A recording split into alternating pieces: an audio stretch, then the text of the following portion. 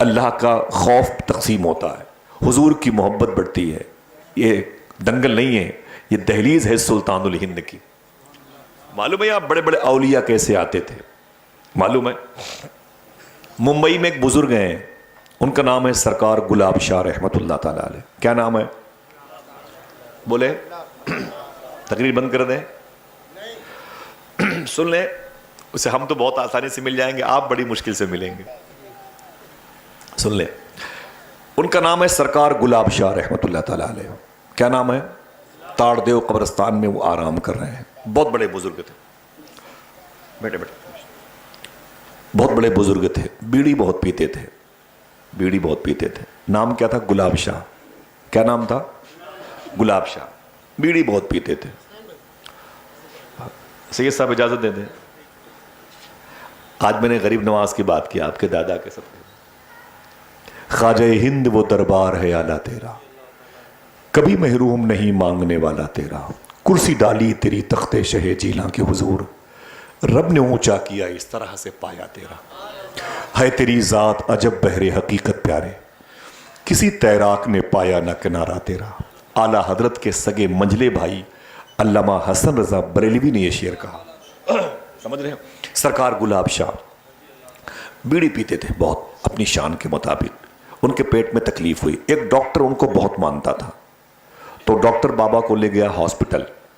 تو ڈاکٹر نے جب چیک اپ کیا تو کہا کہ ایسا کریں, ان کے پیٹ میں ایک آپریشن ہوگا, تب یہ مرض دور ہو جائے گا. ان کو او ٹی میں لے کے چلے گئے, آپریشن تھیٹر میں. جب سرکار گلاب شاہ کو آپریشن تھیٹر میں گئے اور لٹا دیا, ڈاکٹروں کی پوری ٹیم آ گئی, آپریشن کرنے کی نوبت آئی, تو ڈاکٹر نے کہا کہ بابا ہم ایک بے ہوشی کا انجیکشن لگانا چاہتے ہیں. تو گلاب شاہ فرماتے ہیں بے ہوشی کا انجیکشن نہ لگاؤ, خالی مجھے بیڑی دے دو بس. تو ڈاکٹر صاحب نے کہا کہ بابا یہ آپریشن تھیٹر ہے, یہاں بیڑی نہیں پی سکتے, یہ ڈاکٹر لوگ ہیں, ان کو نشے سے بڑی الرجی ہے, آپ بیڑی نہ پئیں.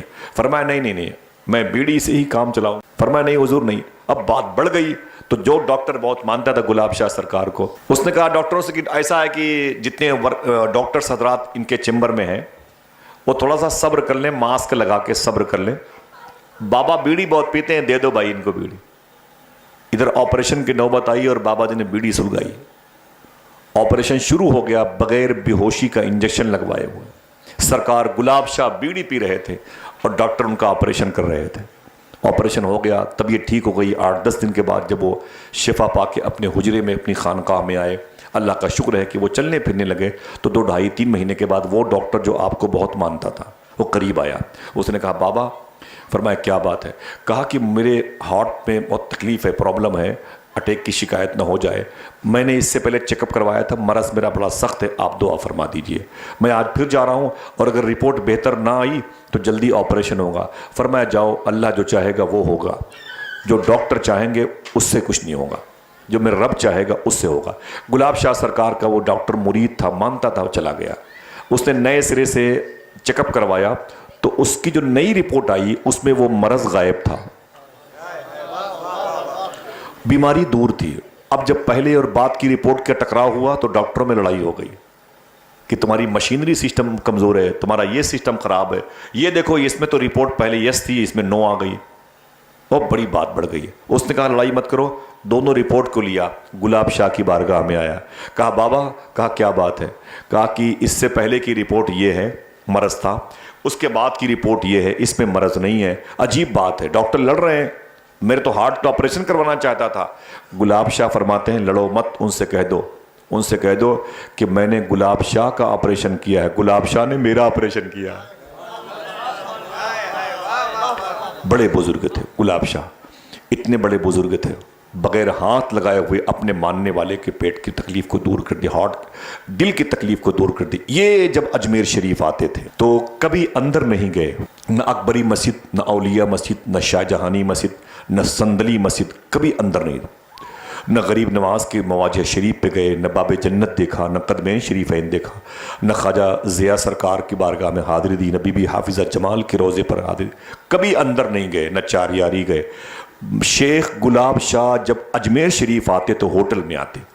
ہوٹل سے نکلنے کے بعد آپ 1 دن 2 دن کے بعد خواجہ صاحب کے مین دروازے پر, جسے باب نظام بلند دروازہ کہا جاتا ہے, اس دروازے پہ جاتے جہاں لوگوں کی چپلیں باہر سڑک پہ پڑی رہتی، انہی سب چپلوں کے قریب گھٹنے کے بل زمین پر بیٹھ جاتے اور پہلی سیڑھی کو بوسہ دیتے، پہلی سیڑھی کو چومتے تھے خواجہ گلاب شاہ، اور اپنی پیشانی پہلی سیڑھی سے ملتے تھے، خوب رگڑتے تھے اور کھڑے ہو کے کہتے حضور کتا آ گیا ہے، کتا آ گیا ہے۔ سرکار بادشاہوں کی بارگاہ کے حاضری کے آداب نہیں معلوم ہے، ہمیں نہیں پتا ہے کہ آپ شہنشاہ ہیں، آپ کی بارگاہ میں کیسے حاضری دی جائے۔ سرکار کتا آ گیا ہے، بس آپ اجازت دے دیں یہیں سے میں لوٹ جاؤں اپنے کمرے میں، اندر آنے کی طاقت نہیں ہے، آپ تو بڑے سرکار ہو، ہم تو اس لائق نہیں کہ آپ کے روضے کو گنبد کو دیکھ سکیں۔ چلے آتے تھے، آنے کے بعد ایک بڑا سا ٹرے منگواتے تھے، گلاب شاہ سرکار بڑا سا ٹرے منگواتے تھے، اور ٹرے منگوانے کے بعد پانی منگواتے تھے اور پانی سے اپنے چہرے کو دھلا کرتے تھے، دھلنے کے بعد اس ٹرے میں پورا پانی گرایا کرتے تھے، پھر اس ٹرے کو ہاتھ میں لے کے اپنے ہوٹل کی ٹیریس پہ جاتے تھے اور جانے کے بعد اس پانی کو دھوپ میں چھت پہ ڈال دیتے تھے، خشک ہو جاتا تھا تو خوشی خوشی نیچے چلے جاتے تھے کمرے میں۔ کسی نے پوچھا بابا جب غریب نواز کی دہلیز چوم کر کے پیشانی رگڑ کے آتے ہیں تو آپ اپنی پیشانی کو ٹرے میں کیوں دھلتے ہیں، پھر اس پانی کو اوپر پھینکتے ہیں؟ تو رونے لگتے۔